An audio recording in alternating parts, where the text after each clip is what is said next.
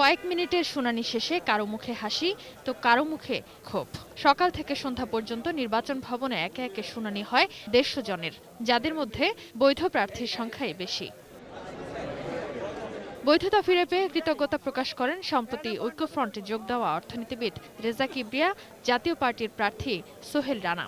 এটা ডেফিনেটলি খুব গুরুত্বপূর্ণ একটা জিনিস, সবার কাগজ ভালো করে দেখা, কিন্তু নির্বাচনে কি হবে ওনাদের অনেক বড় কঠিন কাজ সামনে আছে। আমি যে অ্যাপিল করতে যাচ্ছি সেখানে যে ছোট্ট জিনিসটা আছে সে জিনিসটা হয়ে যাবে, অ্যান্ড আমার আইনের প্রতি যে শ্রদ্ধাবোধ সেটুক আমি পেয়েছি। এখানে ন্যায় বিচারের ব্যাপারটা তো অবশ্যই আমি খুশি, যে আল্লাহর কাছে শুকরিয়া আদায় করছি যে চক্রান্ত সারা বাংলাদেশে হচ্ছে, যে বিএনপিকে ধানের শীষ থেকে নির্বাচনের মাঠ থেকে সরিয়ে রাখার, সেটার আমি মনে করি একটা বিশাল বিজয়। তবে জাপা নেতা রুহুল আমিন হাওলাদারের আপিল বাতিল করা হয়েছে। এছাড়া বাদ পড়েছে ইমরান এইচ সরকারের আপিলও।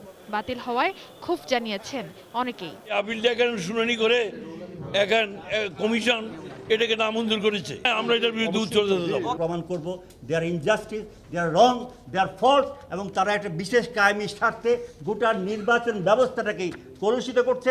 এদিকে স্থগিত করা হয়েছে বিএনপির 2 প্রার্থী আমানুল্লাহ আমান ও আফরোজা আব্বাসের মনোনয়ন। আমরা আদালতকে বলেছি যে আফরোজা আব্বাস যেহেতু ব্যাংক ডিফল্টার না, কাজেই তার মনোনয়নপত্র বৈধ বলে বিবেচিত করার জন্য কমিশন বললেন যে আমরা একটা নথি পর্যালোচনা করব এবং নথি পর্যালোচনা করে আগামীকাল আমরা আমাদের সিদ্ধান্ত দেব।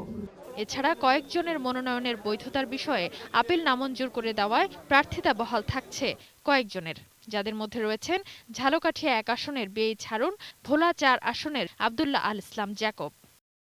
543 জনের মধ্যে শুক্রবার পর্যন্ত 310 জনের আপিল শুনানি হলো। শনিবার আপিলের শেষ দিন, বাকি থাকা 233 জনের শুনানি করা হবে। Sadia Afroz, ATN news, Dhaka.